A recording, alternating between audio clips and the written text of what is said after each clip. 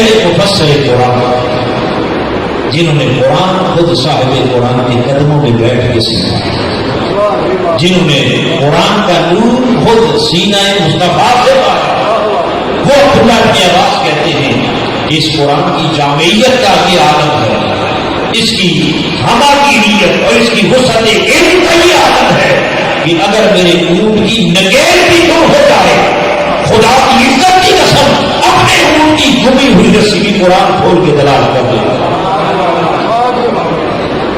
اپنے اونٹ کی نگین بھی کہاں سے؟ میاں چلو والے سوچیں گے کہ بنا اونٹ کی رسی قرآن میں کہاں سے آ گئی؟ یہ قرآن رسیاں بتانے والی کتاب تو نہیں، ہم نے تو آج تک یہی پڑھا ہے، یہی سنا ہے کہ یہ قرآن ایک دینی کتاب ہے، یہ قرآن ایک مذہبی کتاب ہے، ایک مقدس کتاب ہے، اس میں کوئی شک نہیں مقدس ہے، اس میں دین بھی ہے، اس میں مذہب بھی ہے۔ ہم نے سمجھا کہ شاید صرف نماز روزہ سکھانے کے لیے آئی، ارے نہیں، نماز روزہ سب کچھ اس قرآن میں ہے، مگر یہ فقط چند عبادات کی چند رسمیں سکھانے کے لیے نہیں، بلکہ یہ کائنات انسانی کی تقدیر بدلنے والی کتاب، یہ کائنات انسانی کا وقت چلانے والی کتاب، یہ کائنات انسانی کا مقدر بنانے والی کتاب، اور یہ کائنات انسانی کے اندر عظیم انقلاب برپا کرنے والی کتاب، جس نے خود نہ تھے جو راہ پہ اوروں کے ہاتھی بن گئے، کیا قدر تھی جس نے مردوں کو مسیحا کر دیا۔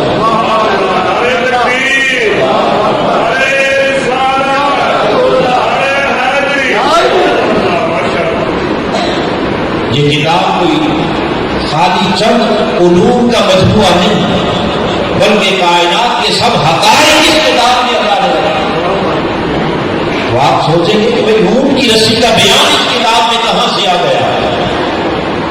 اب ذرا ایک لمحے کے لیے مجھے سوچ کے بتائیے کہ اونٹ کی رسی کوئی شے ہے یا نہیں؟ بولیے، اونٹ کی رسی یقیناً کوئی تو شے ہے، اور قرآن کہتا ہے فصلناہ کل شیء تفصیلا، ہم نے ہر شے کی تفصیل قرآن میں، ہر شے کی تفصیل کہاں رکھی؟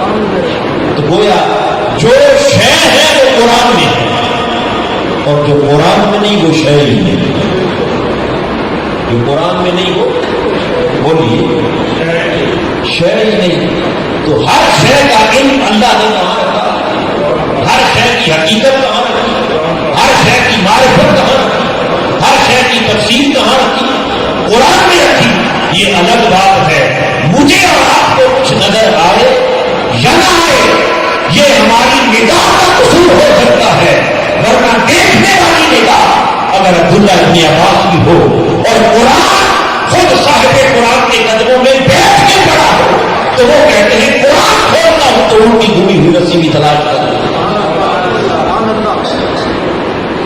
ہر شے قرآن دکھاتا ہے، کاش کوئی دیکھنے والا ہے، ہر شے قرآن بتاتا ہے، کاش کوئی اس قرآن سے پوچھنے والا ہو، سب کچھ قرآن سکھاتا ہے، کاش کوئی اس قرآن سے سیکھنے والا ہو۔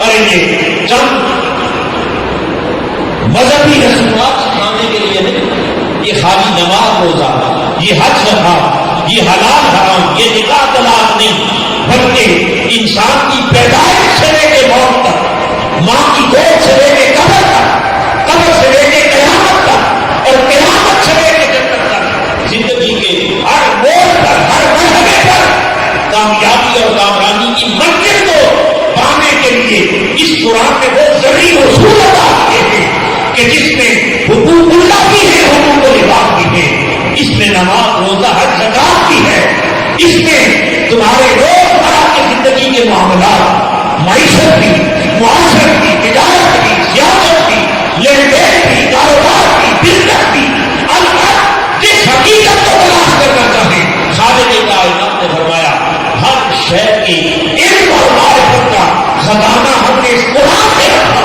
اور قرآن قلب مصطفیٰ میں رکھ کر مصطفیٰ کے غلاموں میں واپس کر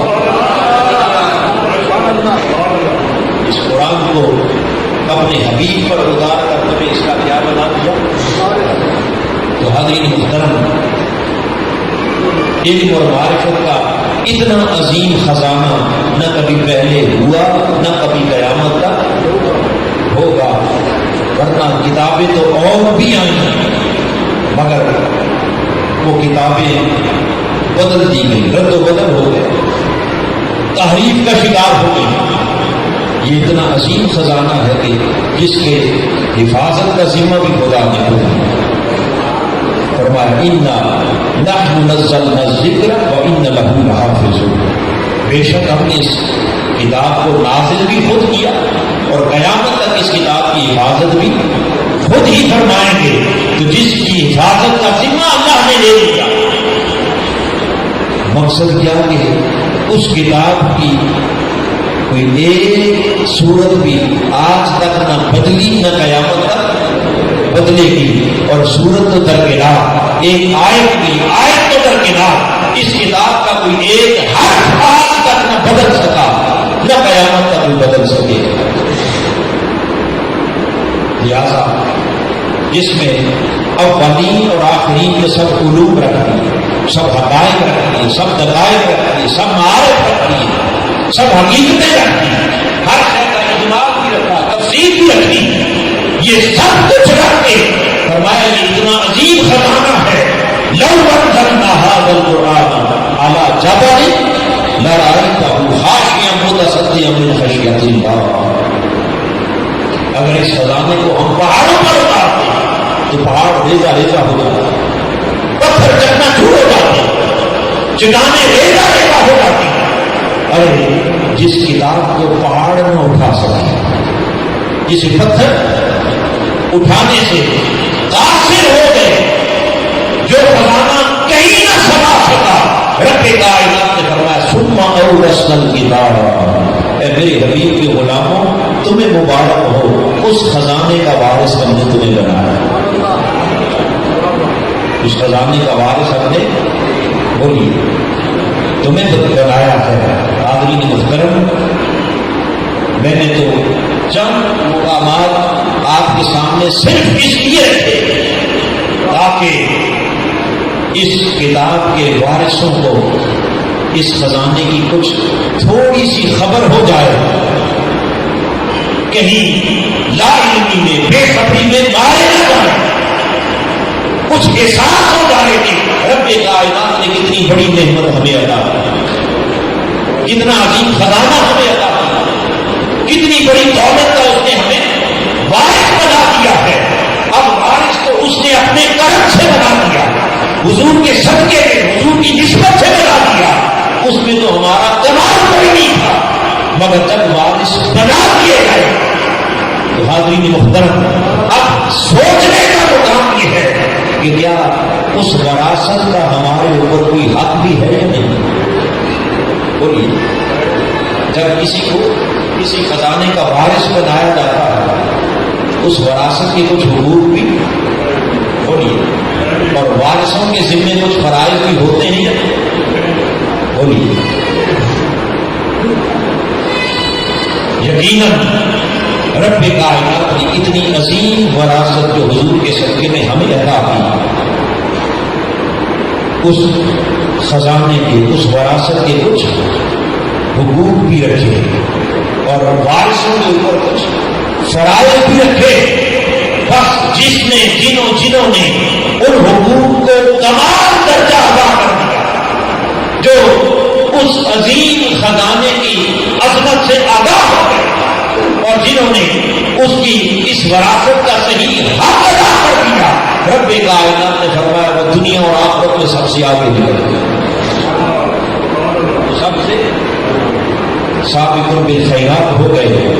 اور جنہوں نے اتنا عظیم خزانہ پا کر بھی وہ اس سے بے خبر رہے، لاتعلق رہے، اس کے حقوق کو ادا نہ کیا، اس سے لاتعلقی برتی، بے رغبتی برتی، تو رب کائنات فرماتا ہے منہم ظالم لنفسہ، ہم نے تمہیں اس کتاب کا وارث تو بنایا، خزانہ تو عطا کیا، مگر تم نے اپنی بے حسی کی وجہ خزانے سے بے رغبتی کی وجہ سے اتنی بڑی وراثت پا کر پھر اپنی جانوں پر تم نے خود ظلم کیا۔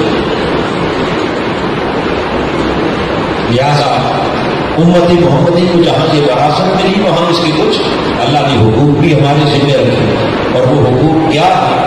اگر طائرانہ نگاہ ڈالی جائے قرآن مجید کے حقوق پر تو 7 حقوق بنتے ہیں۔